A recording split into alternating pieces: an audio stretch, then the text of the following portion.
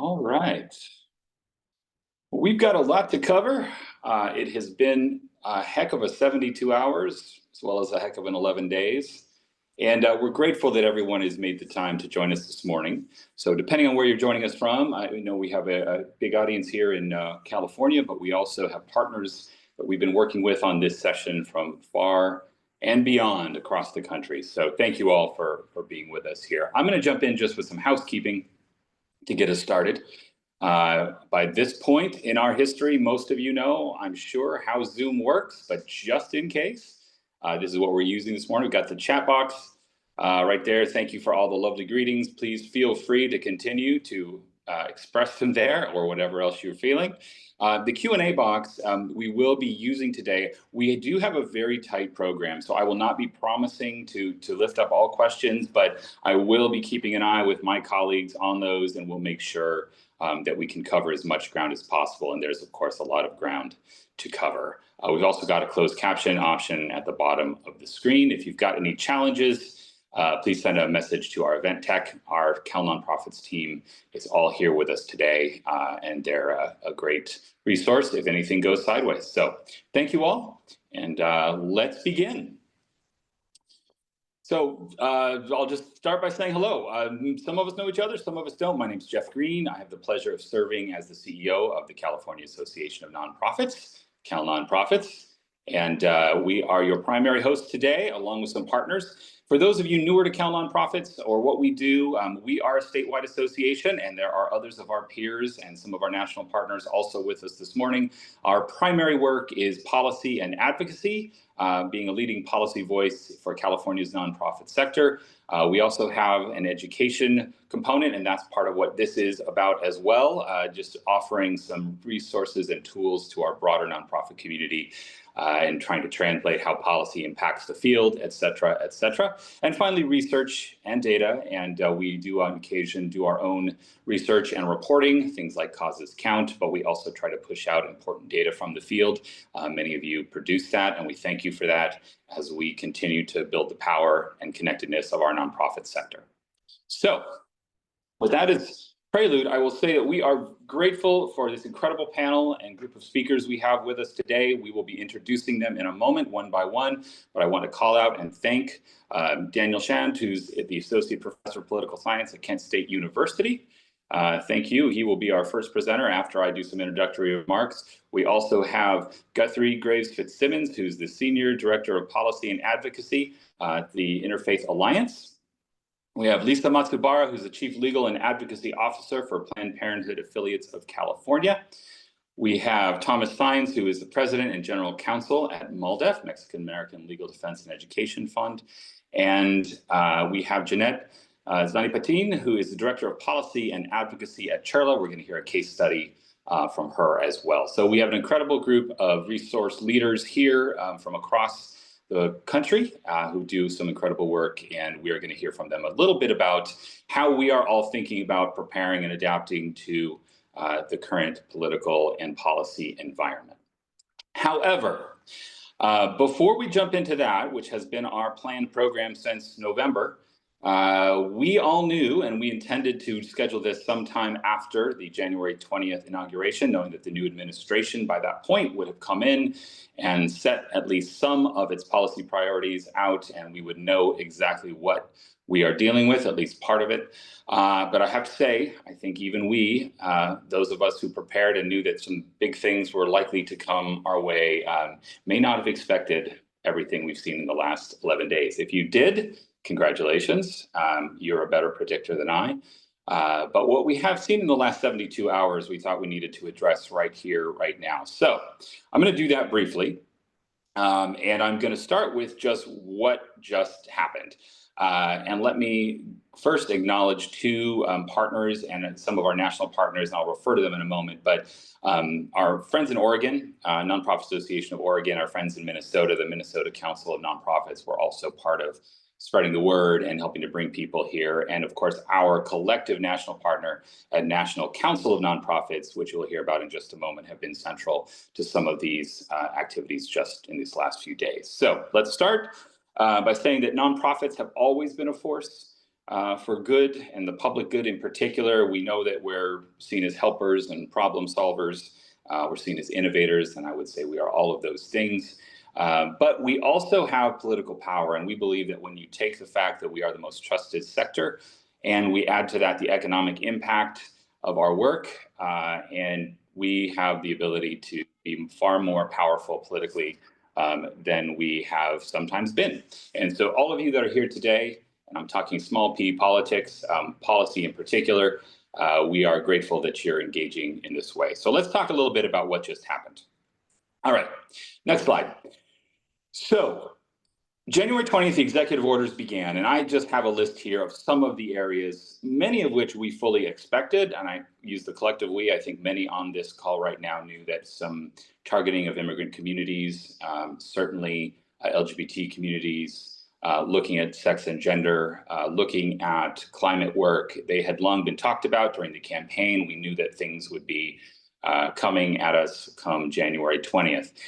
In addition to that, however, that bevy of proposals, and we have over, well, several dozen at this point, executive orders, everything from foreign aid, national hiring freeze, return to work in person, rolling back Infrastructure Investment and Jobs Act, rolling back executive orders on advancing humanities, arts, museums, libraries, the establishment of DOGE. It's truly been a flurry of activity. And we're going to talk about that and what that means as a strategy as well. So in just this week, however, go to the next slide, we've had a few things that have cropped up that we think we need to address. First of all, I want to call out and acknowledge the incredible work of the National Council of Nonprofits. We have partners that are constantly in communication with all of our state associations across the country. They're working primarily on policy in our nation's capital in DC. This resource, and we will make sure you have the link to it, has been truly invaluable to many of us across the country.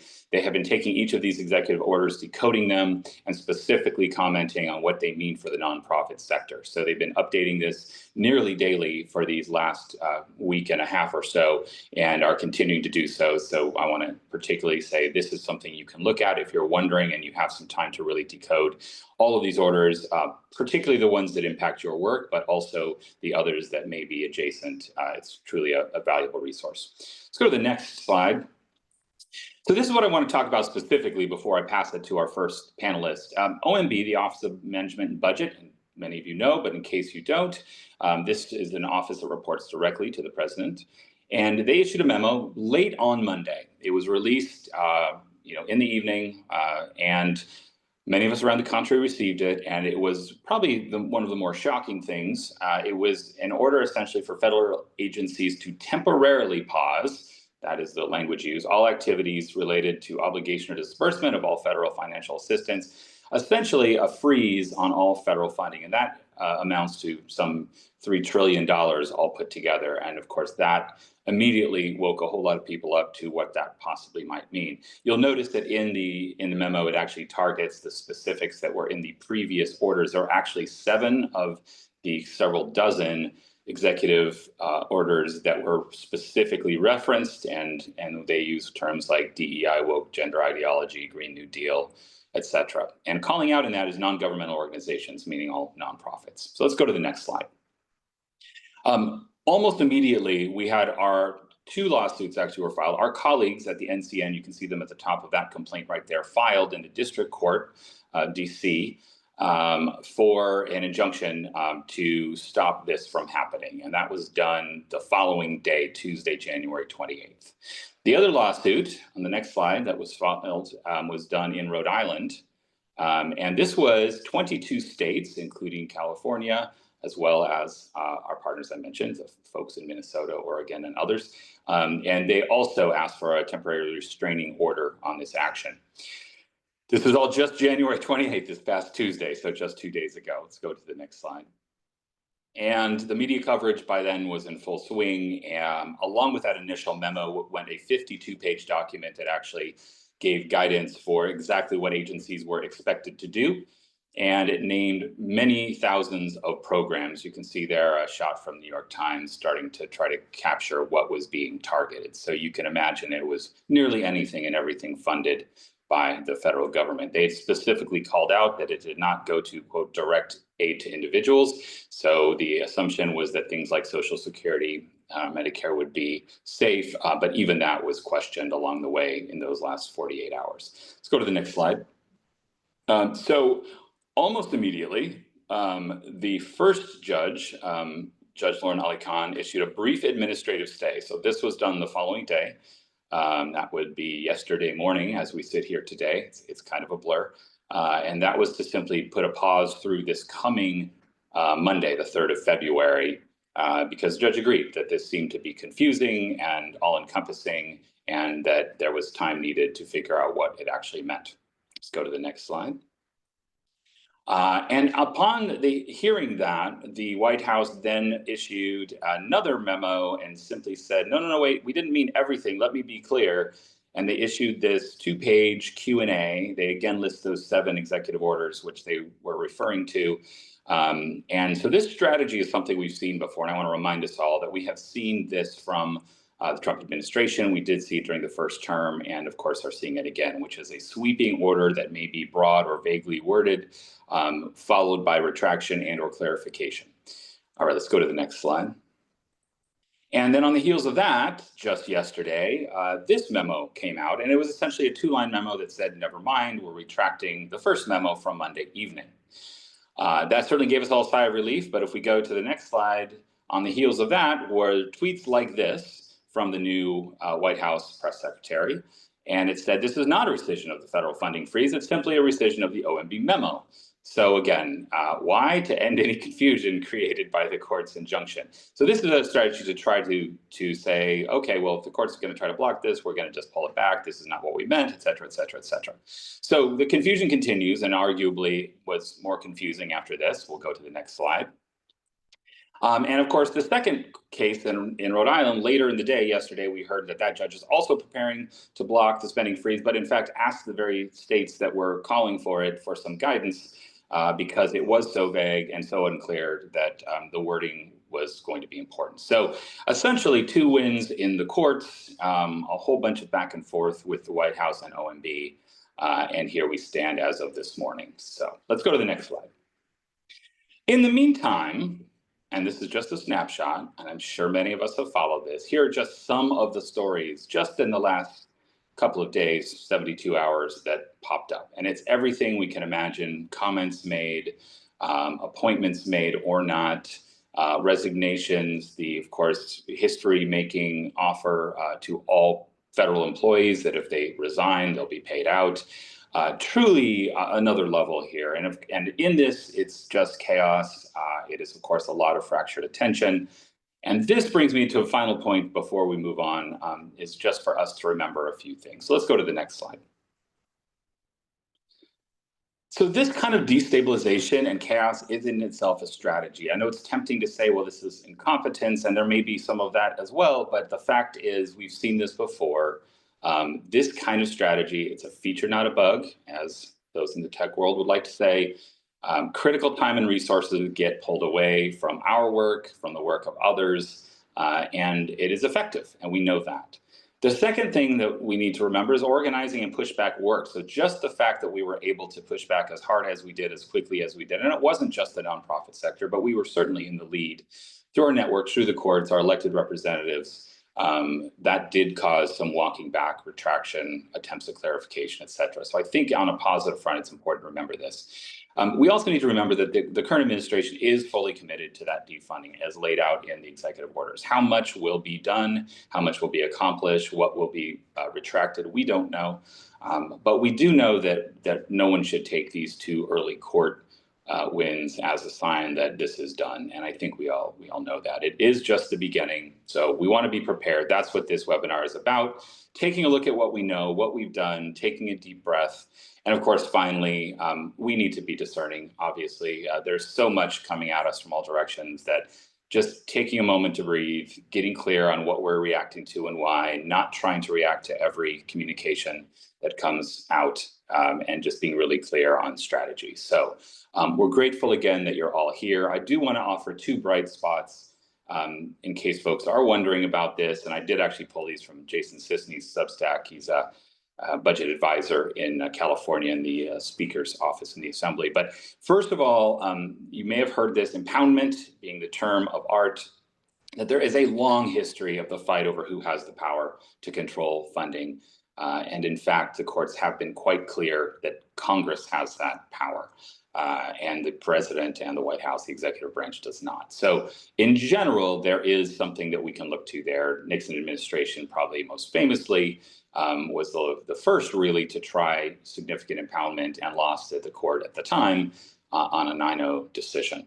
The second is the act that followed what had happened during the Nixon administration. If we go to the next slide, you'll see that the Impoundment Control Act, which was passed in '74, was a further clarification enacted by Congress on this fact. So you see it lays out a few more specifics. So there is a deeper history, although this is unprecedented in some ways. It is not totally unprecedented. There is some precedent.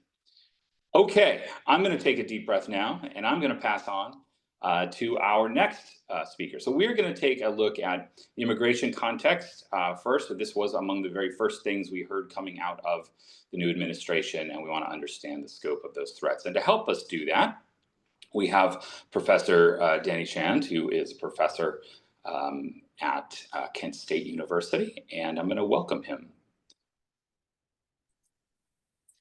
Hi, thank you. Thank you, Professor. All right. So I know you've got some slides. Let's go ahead and let you walk through those, and we'll have a conversation afterward if that works for you. That works for me. You can go ahead and go to the second slide. As mentioned, I'm a professor of political science and public administration at Kent State, and I do a lot of research on nonprofits, particularly looking at nonprofit advocacy. And I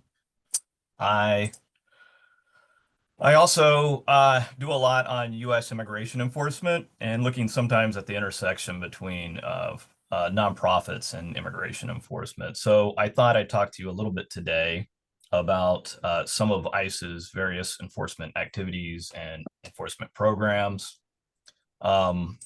I've done research on immigration court in the past. I wasn't going to talk about that, but if you want to ask questions about that, I'm happy to talk about that. And then I thought I'd talk a little bit about the role of immigrant serving organizations and some of the roles they play in the policy process. Let's see. Want to go to the next slide? One of the things I'd start out talking about is what is a sanctuary city? And I usually use the term sanctuary community.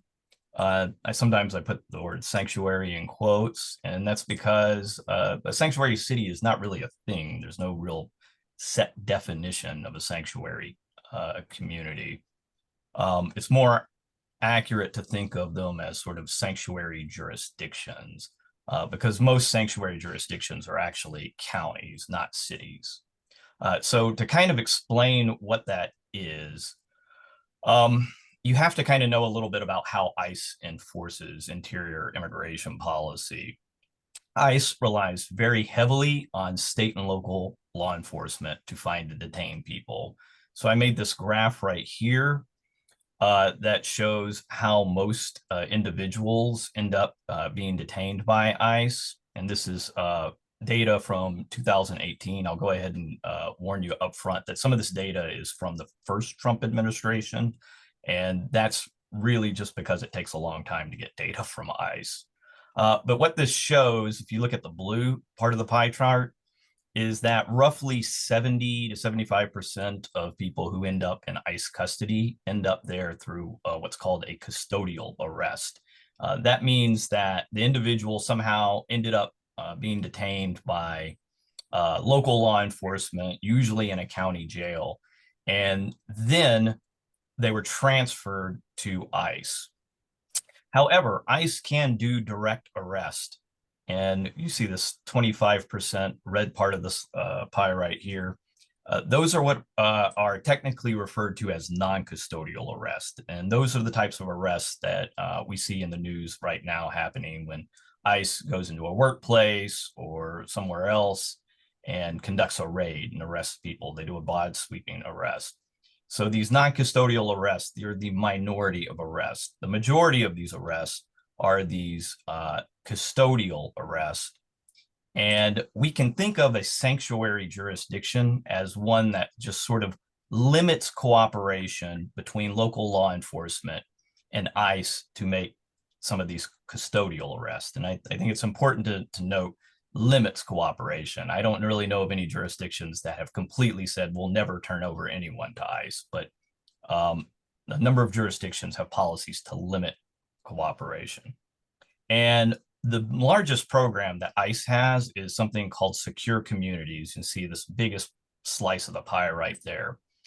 Secure Communities, the way that works is, and I'll give you kind of the down and dirty of it, is if you're detained, if you're arrested and put in a county jail, where most people go when they're arrested by the police, your biometric information is digitized and it's sent off to the federal government. And that's been the case for as long as there's been an FBI. But in recent years, going back to 2008, that information is now shared with DHS and ICE, and they're looking to see if you have any immigration violations.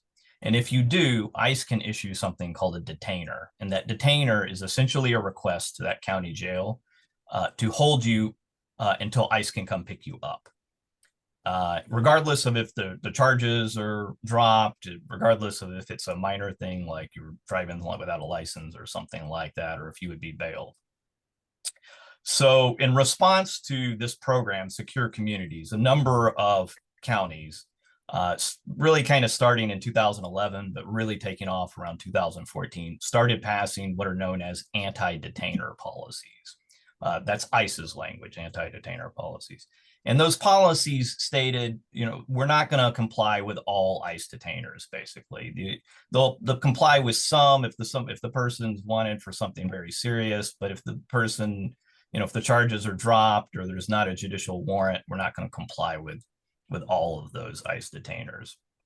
So this is kind of the best definition of a sanctuary jurisdiction. And it's actually a somewhat legal definition because during Trump's first term in January 2017, he actually issued an executive order requesting that ICE report on all sanctuary jurisdictions. And this is the definition that ICE came up with. Any counties or any cities, mostly counties though, that have one of these anti-detainer policies, that's what ICE was referring to as a sanctuary jurisdiction.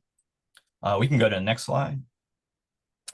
I thought I'd talk a little bit about immigrant serving organizations, or what some of us pointy-headed academics like to refer to as ISOs. These are locally based service nonprofits that work with immigrant clients. And the number one service that they provide is low cost or free legal aid to low-income immigrants. And that can range from just something as simple as assistance with filling out visa paperwork, all the way to pro bono legal representation in immigration court cases. And these cases could be something like an asylum or detention hearing, or a removal deportation hearing. And this legal aid is really, really, really important because, as most people don't realize, your immigration status is a civil issue, not a criminal issue. So if someone is in a deportation hearing in immigration court, they're not provided an attorney if they cannot afford one, even if they're a minor. So a lot of my research looks at the activities of these ISOs. Some of my most recent research with some colleagues, we were able to identify a little bit more than 1,000 of them scattered across the United States. All of these ISOs provide some forms of civil legal aid, but I would note that ones that can afford to provide a pro bono attorney in an immigration court case are somewhat rare. According to the most recent data we have, there's only about 150 of those in the United States. And this picture right here is a picture of one that's based here locally, International Institute of Akron. The woman in the picture is the executive director, is a friend of mine. We work with them on a number of things. Next slide. Go back one. Can you go back one slide? Okay, go to the next one. Okay, apparently one of my slides got cut, so I'll just go ahead and explain it. So I was going to give you some data and a little bit of description of some of my research. And some of that research is focused, like I said, on how ISOs play a role in interior enforcement. So, for example, we've surveyed ISOs across the United States to see if any of them engage in policy advocacy. And what we found is that ISO is actually, there we go, that's the slide right there. What we found is that actually the majority of ISOs do engage in some type of policy advocacy, and that's somewhat different compared to other service nonprofits. Now, most of that policy advocacy tends to be kind of basic stuff, public education campaigns. But we have found that a number of ISOs do engage in more direct policy advocacy with policymakers. For example, in this most recent survey we did in 2022, we found a quarter of ISOs reported that they have talked to the local sheriff's office or the county jail about adopting one of those anti-detainer policies that ICE talks about and or ICE tries to identify. So this is important. This is important because it can have an impact on enforcement. I debated putting a regression output on this table here, but then I thought I might put people asleep. So I just put the kind of finding of this recent publication that came out last year that I had with a couple of colleagues. And what we found is that communities that have these communities that have these pro bono legal aid nonprofits, these pro bono legal aid ISOs, they're more than 3 times likely to have one of those local anti-detainer policies. So that's a real impact that can play a real impact in local enforcement. And last slide, if you're going to go to the next one, I thought I'd talk a little bit about what to expect in Trump 2.0. And I think what was said earlier is kind of, correctly describes how I've been feeling for the last 2 weeks too. One question that some people ask me is, can we expect ICE to start targeting sanctuary communities? Yes, that's absolutely true. We know they're obviously going to do that. I put a picture on the slide of Kristi Noem doing raids in New York City, and she said, and I said, yes, they will start ramping up raids in sanctuary communities. I'm currently working on a paper that I'm presenting in April, looking at those non-custodial arrests that I talked to you about, those direct arrests that ICE makes in things like raids. And what we found, and this is again data from the first Trump administration. We don't have the data from the new one yet; it's too new. But what we found so far is that ICE did significantly increase the number of non-custodial arrests they were making in communities with those anti-detainer policies, those so-called sanctuary communities. We've also found, based on this early data that we have, that under Trump, they significantly increased the number of non-custodial arrests in just liberal communities even without these anti-detainer policies. I'm sometimes asked by people, well, then is it worth it to be a sanctuary community? Is it worth it to pass one of these anti-detainer policies if ICE is going to just target them and make these direct arrests? But I remind people in that situation, remember, the vast majority of people detained by ICE come through those custodial detentions, those custodial arrests, right? They receive the custody of the individual from a county jail or something like that. ICE, the majority of arrests that ICE makes, or even by non-custodial arrests, many of them end up being individuals who are falsely identified as having an immigration violation. So if the goal is to reduce the number of people in ICE custody, it still would probably make sense to have one of those anti-detainer policies. So I will end my discussion there. If you have any brief questions, I'm more than happy to try and answer them for you. Thank you so much, Danny. Really appreciate. I know we're packing a lot in here, and you've done a lot of work on this. I want to ask you probably just two questions. One is you've obviously studied and focused in on immigrant serving organizations in your work, and I'm wondering, we've got over 1,500 people right now on this webinar from across the country. What lessons, strategies, or other things that you've seen in the work you've studied might apply more broadly to folks working in other areas, other issues, whether they be legal strategies or their organizing or policy? What have you seen been effective to protect communities and organizationals' work?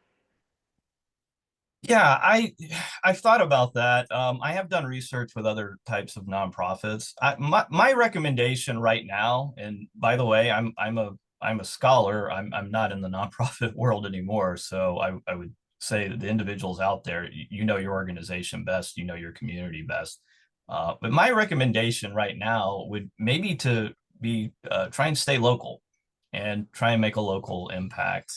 And even if you're advocating to local policymakers, you can still influence local enforcement of national policies, just like I was talking about with these anti-detainer policies. These ISOs that have convinced local sheriff's offices to not transfer everyone that ends up in their custody to ICE, they've been able to do that largely under the radar without attracting a lot of attention to themselves. And right now, I can certainly understand a lot of nonprofits, a lot of 501c3 organizations being afraid to advocate with the current administration. Okay. You've also mentioned it. What you've seen in Washington, D.C. in particular is that the broader swath of public opinion is often not represented. You have some fairly powerful interests, well funded. We all know this challenge of money in politics and or the power of certain lobbyists. Is there a way that you see that nonprofits, in particular, smaller local community, regional community organizations, can be more effective or overcome that challenge? Is there? I imagine if there's a secret, we would have found it by now. But any thoughts or advice on that? You know, the problem of money in politics, I teach an entire class on money in politics, and I'm not even sure I would have predicted even fairly recently that we'd have one billionaire drop nearly $300 million on a presidential race, and that's just the disclosed money. That doesn't even get into the dark money that was spent. So I could sympathize with people who feel overwhelmed, and it's certainly the case that the voice of those who are representing low income and working class can get drowned out easily. I would say that's all the more reason to try and focus again locally on what you can do. Trying to convince municipal governments, county governments to adopt policies that are going to help their clients. And if you go to the state level, I would say form a coalition. I'm on the board of the ACLU here. And even though Ohio is increasingly a conservative red state, we've been able to successfully adopt a couple of ballot measures, including one to enshrine abortion rights into the Constitution. It overwhelmingly passed, despite Ohio being quite conservative. And the ACLU did that in a coalition with other nonprofits in the state. So from my research and what I've seen, I think those are kind of the best strategies that I can offer. Excellent. Well, thank you. I appreciate that. I want to thank you for spending some time with us, and we're going to go to the next connected issue. But thank you, Professor Shannon. Appreciate it. There was a poll there you may have just seen. We have several polls, as we had mentioned, that we're going to offer up. That first one really is we want to know what else we can do. We know we can't answer all questions in one 60 or 75-minute session, but as we move into this new space, this new political and policy reality, we want to know how we can all be most effective. So thank you for any feedback there. Next, I do want to introduce one of our speakers who's going to give us a bit of a case study. So Jeanette Zanipatin, who is the Director of Policy and Advocacy at CHIRLA, a veteran organization working, and I mean veteran as in long-standing, not as in military veteran, organization working in sort of a human rights frame on issues of immigration. And they have been through this before over many decades. And we've asked Jeanette to come share a bit about what she has seen and sort of the reality on the ground from an organization working on this particular set of issues. So welcome, Jeanette. Thank you. Thank you for having me. All right, no slides. It's just you and me talking. It is. First, maybe you could tell us a little bit about CHIRLA for those who may not be familiar with the organization and your work there, and we'll just start with an introduction. Sure. CHIRLA is over 40 years old and, was established in Los Angeles, but it was really meant to provide a human rights perspective to the issues that we're facing immigrant and refugees in Southern California. And since then, CHIRLA has grown into a national organization. And so we have staff that work in DC, as well as staff that is working at the local level and staff working in Los Angeles and at the state level. So it has really grown to really meet the changing needs of our immigrant population. And in recent years, we've added departments, including our human rights department that really ensures that we have some advocacy and provision of services for refugees, especially the recent arrivals that we've been seeing come to Southern California. Great. Now we're obviously having this conversation because one of the very first things we saw, and we heard it throughout the 2024 campaign, is targeting of refugees, of immigrant communities at large, of lots of policies that may have been previously existing through one administration being rolled back or at least being targeted.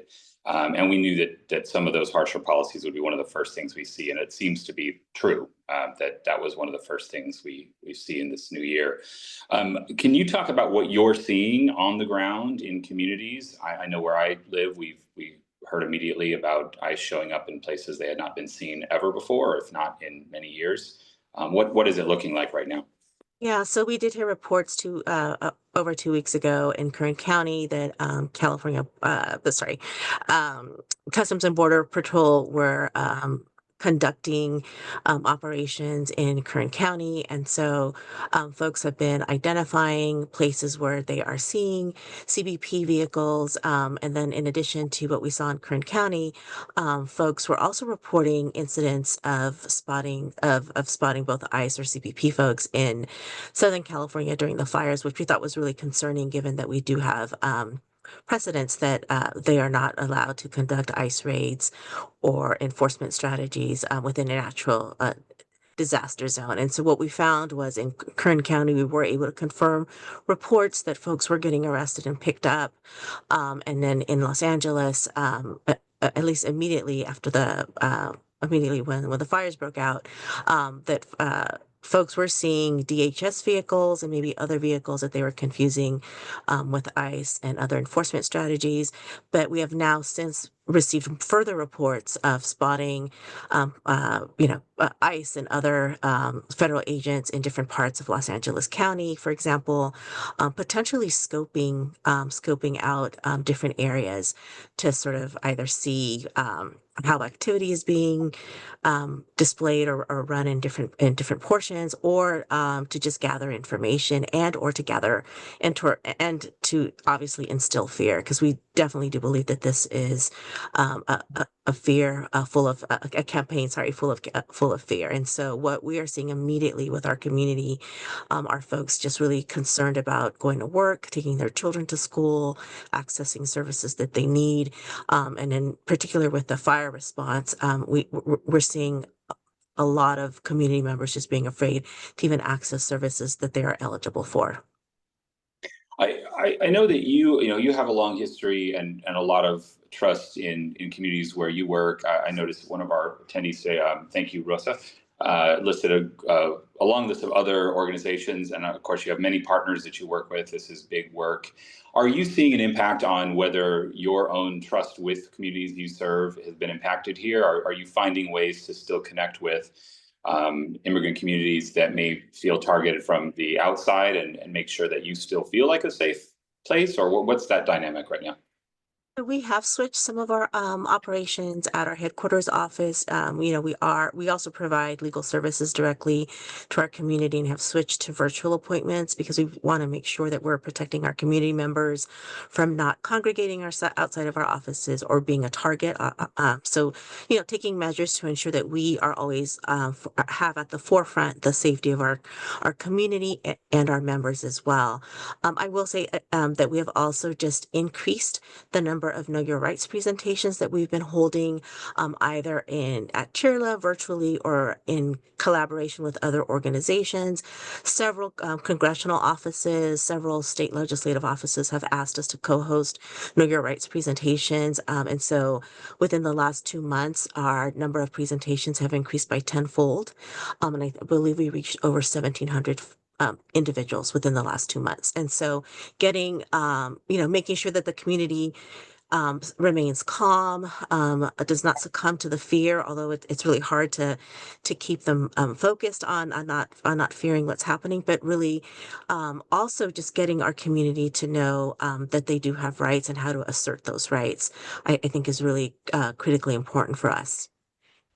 You've obviously done this for many years. You've been through multiple administrative transitions, certainly policy change over the years. Are there things you learned from the first Trump administration that you think are particularly helpful or relevant now that you might share with our audience here or other organizations working in similar spaces? I mean, we just know that the cruelty knows no boundaries when it comes to targeting and scapegoating immigrants.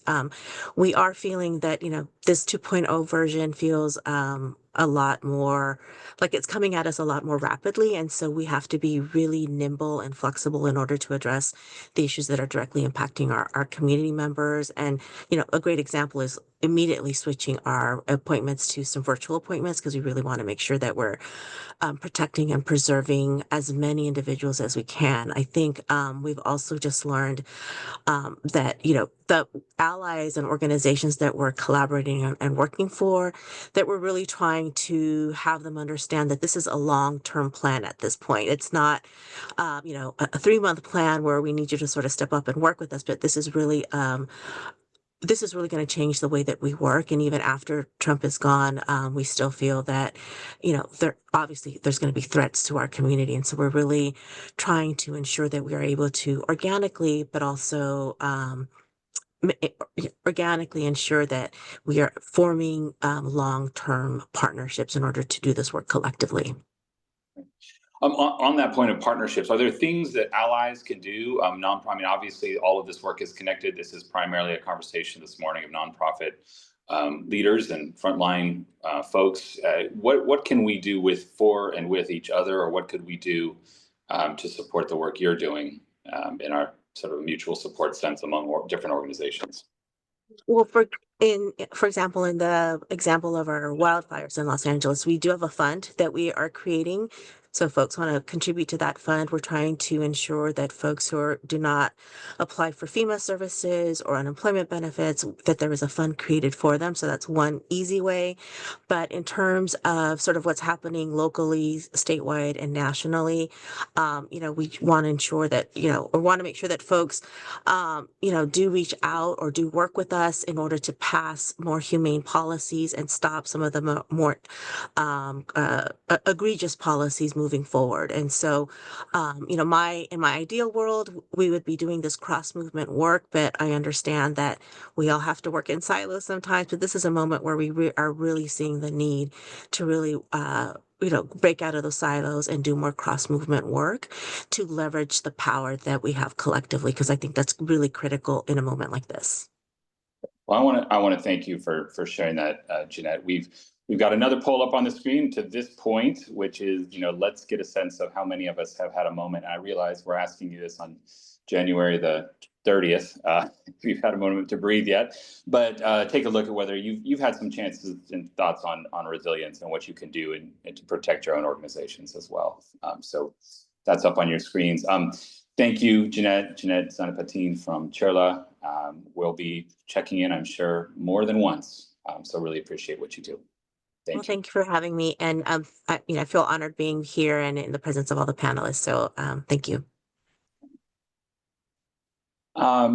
So we are going to move on to a panel, and we know, again, this is such a broad set of issues that we're facing right now. We wanted to focus on, obviously, attacks on immigrant communities. We knew that was coming, and sure enough, it has. So we started there, but there's more happening around the country. And of course, we're talking about everything from structure to funding to legal status to you name it. So once folks have a chance to look at that poll, we are moving on now, and I get to introduce a few folks who are doing incredible work in a wide variety of areas. And so we're going to bring them onto the screen. So I want to first bring on Lisa Matsubara. She is with Planned Parenthood Affiliates of California. She's the Chief Legal and Advocacy Officer there. So thank you, Lisa, and welcome. I want to bring on Thomas Saenz, who is with MALDEF. You may know him as the president there, and he has been very vocal on a broad range of human rights and civil rights work. Also want to welcome our friend Guthrie Graves Fitzsimmons, who's the Senior Director of Policy and Advocacy at Interfaith Alliance. So we're going to bring our panelists up on the screen here, and we're going to give everybody just a couple minutes to introduce themselves as well. All right, slides down, faces up. Thank you all for joining us from your various geographies. Really appreciate it. We wanted to just spend some time talking in the broadest sense about what is happening and how you and your various communities and organizations are working, what does work. Obviously, we hope that you can offer some guidance to our colleagues here all gathered this morning as well. So I'm just going to play moderator and go around the screen and ask each of you to take a few moments to introduce yourselves and your work. I'm going to start with you, Thomas, if you'd be so kind to talk a bit about yourself, your work, and MALDEF. Sure. Thank you. MALDEF is a now 56-year-old national civil rights organization that focuses on the legal arena. Our mission is to promote the civil rights of all Latinos living in the United States. We are headquartered here in Los Angeles, but we have offices in regions around the country. And our work is primarily in litigation, as I mentioned, but also public policy advocacy, community education, and communications. We focus on our work on particular program areas: education, employment, immigrant rights, obviously a major concern given the developments that we've already talked about, voting rights, and freedom from open and obvious bias and racism. I have had the great honor of serving as president and general counsel of MALDEF for 15 years. So been through the first Trump administration, but obviously many of those on our staff, including our staff attorneys, did not have the experience of going through the first Trump administration. So we are going through some of the same fears, concerns that we see in many organizations in these times. Great, thank you. Lisa, could you say a bit about your work at Planned Parenthood Affiliates? Hi, everyone. I'm Lisa Matsubara. I use she, her pronouns, and I'm the Chief Legal and Advocacy Officer at what we call PPAC, Planned Parenthood Affiliates of California. We represent the 7 affiliates in California who operate over 115 health centers throughout the state. And our mission at PPAC as the statewide advocacy office is to advocate for universal and unfettered access to sexual and reproductive health care in a safe and supportive environment. And we really focus our advocacy on making sure that everyone can, have access to the care that they need and deserve so that they can live their lives in the way that's best for them and their families. Thank you. And last but certainly not least, Guthrie, would you please share? Hi, everyone. Thank you for having me on the call today. Great to see so many people are here. My name is Guthrie Graves Fitzsimmons. I use he, him pronouns. I'm the Senior Director of Policy and Advocacy at Interfaith Alliance. I work here in our Washington, D.C. national office, and we have about 15 local affiliates around the country and growing, including one based in Fresno. And Interfaith Alliance was formed in 1994 to respond to the Christian coalition and religious extremism in our politics and public policy. Mainstream religious leaders came together to bring people together and have a counterweight to this really extreme voice in our public policy debates. So we've been doing that work for 31 years. We value healthy boundaries between religion and government. We value individual freedoms and are part of a growing pro-democracy faith movement. Great, thank you. So obviously, this group works in a broad set of issues, certainly intersecting and overlapping. I believe let's start with the positive. And I know we've got plenty of dark things to talk about, but I think it's worth asking as we sit here the end of January 2025. Is there anything that you're seeing that gives you some hope? I know this is usually a question you end on, but I'm going to start with this because we're going to go elsewhere in a moment. But what are you seeing that you think is a really positive sign, especially for our nonprofit community as we navigate this? And I'll take anyone who wants to jump in here. Well, I'll jump in and say I'm optimistic because the incredible Know Your Rights work that's being done around the country for the immigrant community and others who may encounter ICE or CBP, I think is having an impact. It is preventing the administration from exploiting the scare campaign that they have engaged in since before the election, and is really creating a barrier to their attempt to engage in quote unquote mass deportations. Right. Excellent place to start. Thank you. Lisa? I can jump in. Yes. Yeah, I mean, I think that just the fact that your parent organization has banded together, the fact that there are over 1,400 folks on this call right now. I do always remember that, you know, sort of Reverend King's quote about how the arc of the moral universe is long, but it bends towards justice. And in the context of the work that Planned Parenthood does, you know, we're an organization that has fought for access to reproductive health, reproductive rights since its inception. We're still here 100 years later. You know, I'm here because there's a need. I think you all are here because there are needs in your communities that your organizations address. And we all stand on the shoulders of advocates who fought these fights before and for the next generation of advocates that follow. Thank you. Guthrie, what's giving you some positive vibes? Sure. Interfaith Alliance has members of more than 75 faith traditions. And we also have members who are not religious, but believe in the separation of church and state, which benefits people that are not religious and people who are religious. But something that's really hit me is I attend a Quaker meeting, and the meeting I attend here in DC is part of a larger group of Quakers who have sued the Trump administration over the decision to revoke ICE and CBP's guidance that prevented them from arresting immigrants in houses of worship. A group of Quakers has come together in partnership with Democracy Forward, which is litigating a number of these executive actions that we've talked about, and is suing on religious freedom grounds. And so in the midst of so much bad news, we see people stepping forward to really be on the front lines of protecting all of our communities. And to see my own community be a part of that is just personally rewarding to me. I've seen many non-Quakers say thank you to the Quakers for what we're doing.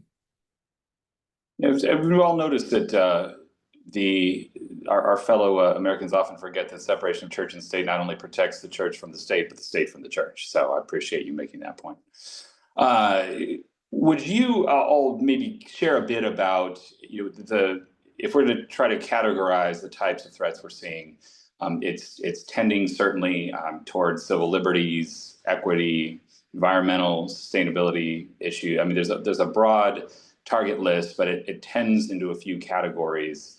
Nonprofits historically have been shy on the whole about engaging in policy work. That's part of our work, and a lot of our state coalition partners' work is reminding and or educating and or helping folks know that what they think they know is actually not true, that nonprofits are fully empowered to engage in policy. It's the partisan line that we need to avoid. Can you talk a bit about why that's so important, how you operationalize that in your work, and maybe just some guidance or tips for those who might be a little less experienced in engaging in the policy and advocacy part of the nonprofit sector? And I'll pick on Lisa first.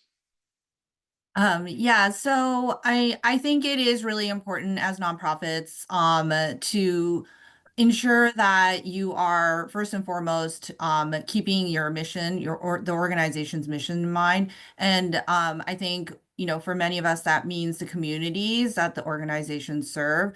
And I think as Professor Chan was saying earlier, like, you know, really focusing on the local.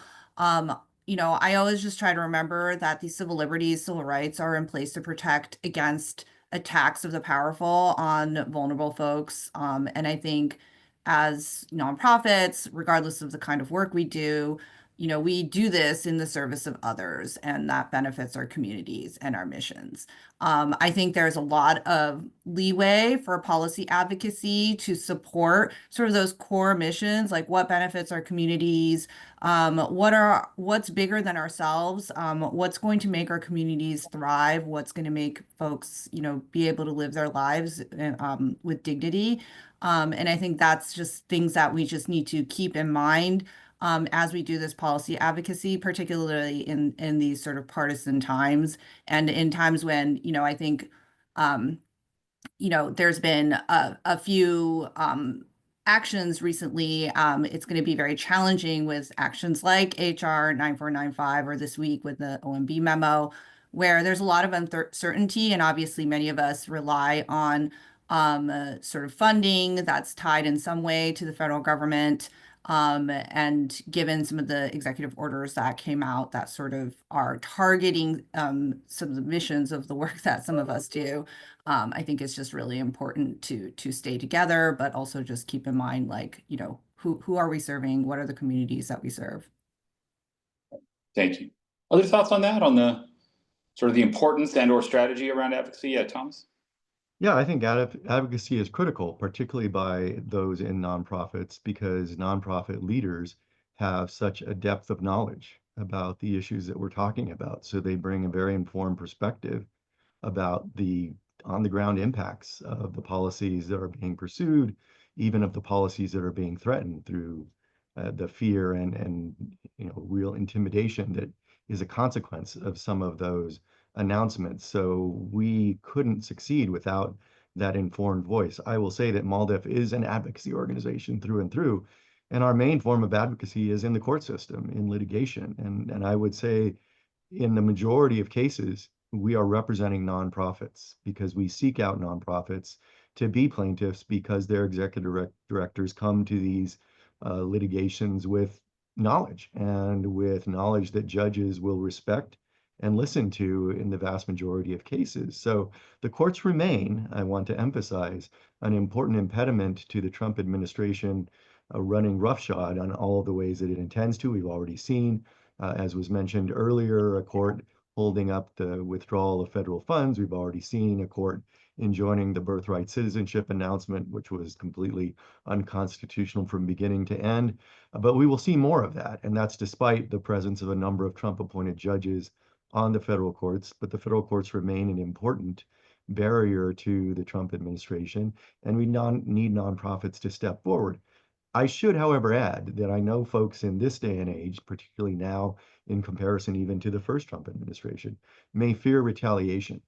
But I would say to those folks that actually becoming a prominent advocate is a form of insurance against retaliation, because when they go after the most prominent, they know they're going to get slammed in the media and elsewhere. So when you lift your head up, put your head up, it's not that you will have your head cut off, it's that you will be viewed as untouchable, more likely. So I view advocacy not just as a tool for the policy change that our communities need, but also an important self-protective mechanism. Right. Thank you for that. Yeah, Guthrie? We're seeing a clear strategy from the Trump administration around trying to divide our communities.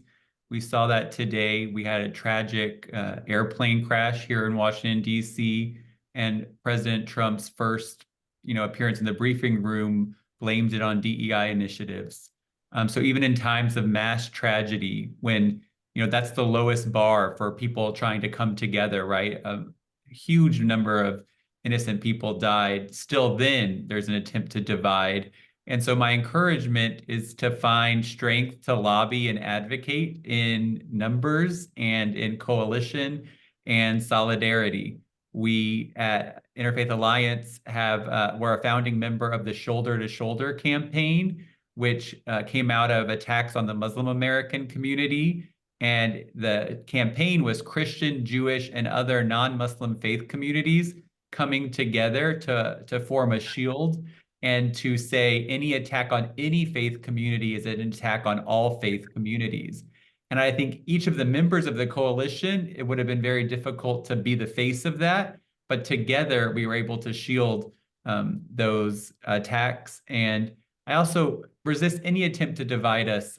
We see that right now also on the Trump administration's attack on transgender Americans in particular as an attempt to divide LGBTQ communities.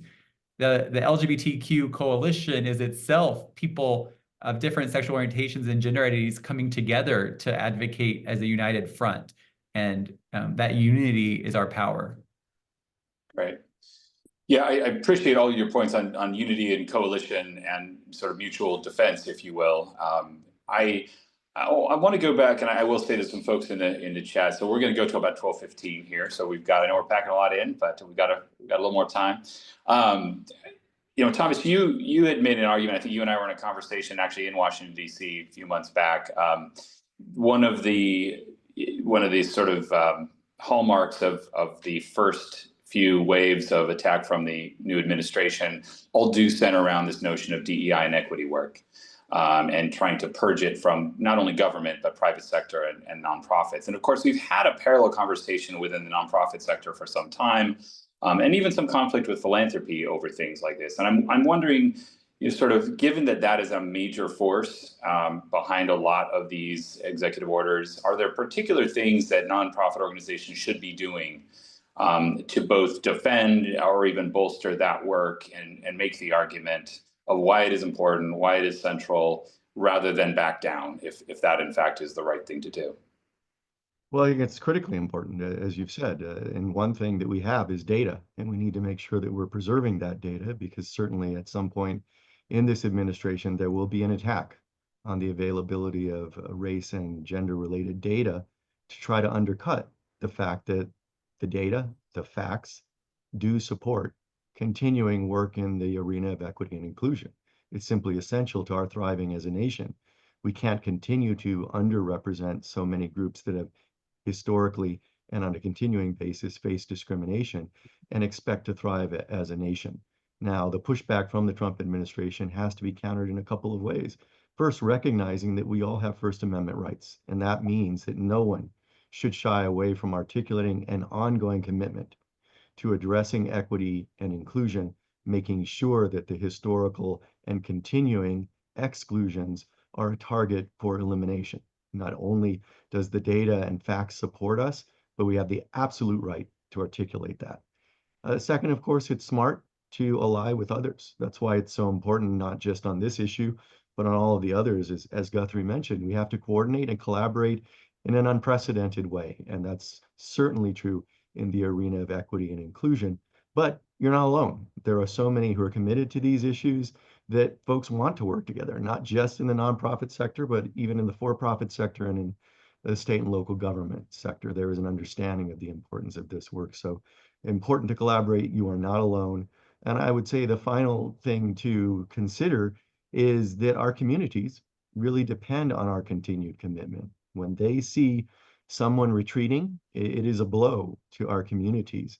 It is a blow to their aspirations. It's a blow to their dreams. It's a blow to their children's future aspirations, which is critically important for all of us. So that pushback, that continued articulated commitment to equity and inclusion is critical to all of the communities that we serve. I appreciate it. I think you've all referenced sort of having that clarity of values, that sort of North Star idea of this is what we're about and that doesn't change is so important. And I'm wondering, how do you translate that into strategy internally? Like for folks that may be worried that, yes, in theory, I get that. We want to do that, but we still have concern, we don't, who are the legal resources we should look to? Who are the folks we should be reaching out to? Are there models that we can use? for those who might feel like they're a little more on their own. And we know that we have folks on this call that are across the political spectrum and in communities that are of all different stripes. So I don't know, maybe Lisa, you mentioned that notion of starting with, we are here for the community. Are there other things that you either do or advise others to do, maybe learn from previous fights like this, or just strategies in general?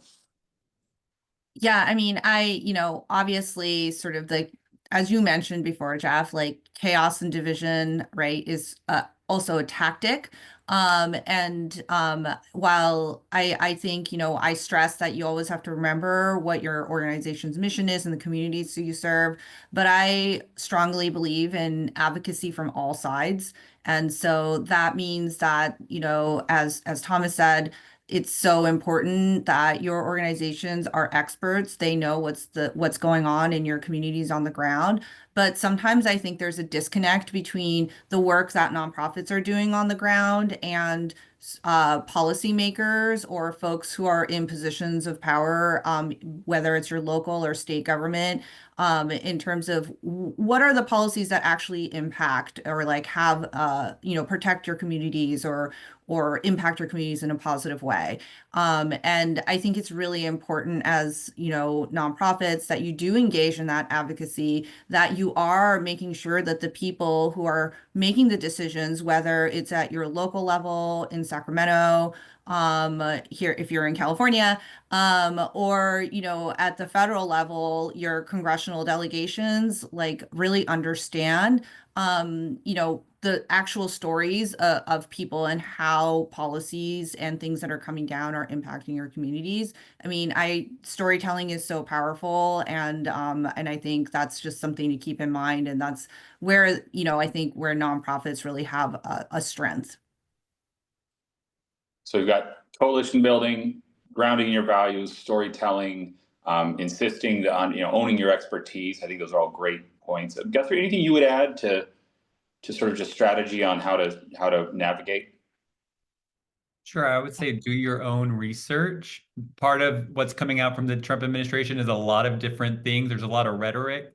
Something that sticks out to me from a lesson from the first administration is Trump said he did away with the Johnson Amendment, which he never did.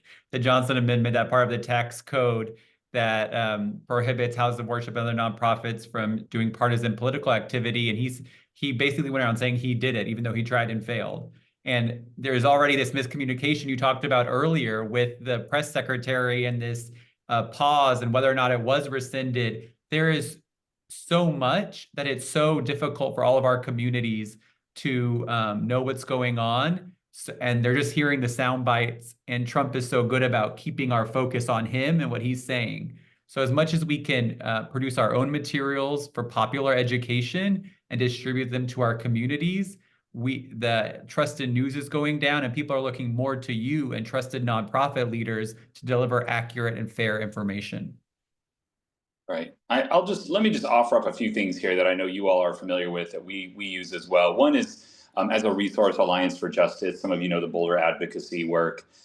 They have been a long-standing resource, free and open to all, but for the nonprofit sector that may be unclear on where the rules are and what they can and can't do with respect to advocacy and policy work. So I'll put that out there. We'll supply after this session some more resources as well. NCN, who also is doing that. On the storytelling, as you mentioned, Lisa, I think it's also important. There are a couple of organizations, we are one, collecting those stories right now. It started with sort of what would this freeze have as a way of implication for you, but there are others out there. NCN is doing it. I know some of you and your organizations are also doing this. So that's storytelling, having that story ready. We get calls, I know reporters call you all and say, well, what does this mean on the ground? And so being ready with a handful of those is really critical. We've obviously got a lot of things coming at us in our final minutes here, and we are going to do one more poll. For folks that are worried, and maybe this is why this memo on Monday was so cross-cutting, is that it's about the lifeblood of the sector, which for many is the resources. It's the money to keep the shop going. And so we have the community will and good support and the trust, but we also need those dollars to do this as an employment sector. What are we seeing on the way of funders stepping forward, stepping back? Are there any advice or ideas that you can share about how to engage with anyone that might be taking a pause, or funders also get scared. So sometimes when order comes out, people may step back, and that includes local governments, but it also includes private philanthropy and others, maybe even individual donors. Anything you can share about how to guard against that and actually maybe flip the script on that and make this a moment to invest even bigger? Well, I would just say engagement is critical. I think that funders need to hear from all of their grantees about the need for protection and additional resources, identifying the threats and pointing out that the work they do is still vital and even more vital to many communities. And that kind of initiated dialogue from the grantees, I think, is critical. And that engagement has to extend to some of the folks on the board, because unfortunately, sometimes it's board of directors that are the ones who are manifesting the fear and advocating a go slow approach or even a retrenchment. And we need to dialogue with leadership to then figure out how to dialogue with the board members who may be the source of the problem, if you will. But it's engagement and collaboration at a higher level than we've ever seen. Thank you for that.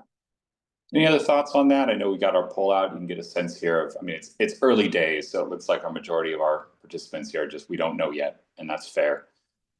Yeah, I 100% agree with Thomas on engagement, and also to Guthrie's point, right? Like, where we are the trusted source of information for a lot of folks, and really stressing especially in this time when people are, getting bombarded with disinformation, misinformation, including funders, right? And including board members. I think it's so important that, we stay focused. And I can't keep saying this enough, really making sure that you stress the importance of the missions of your organizations, especially in times when our communities are threatened. That I think is really, really important. Right. Absolutely. Good advice all around. I want to say that I have seen just recently and heard from partners, nonprofit leaders, that just the internal communication coming from the staff leadership to the board and back has been really helpful in building that confidence internally, that we know that each other is watching and yes, here's the real deal, here's what we're seeing, here's what's happening, to help fight against just the barrage of false and other noise out there. I want to give you all just a moment for a closing remark. If we have it, I will say that we are following this session with we got that first poll out there, so we're listening to what people are saying they need, whether it's crisis communications help or legal resources or what have you that we can guide people to. There's some tremendous resources out there.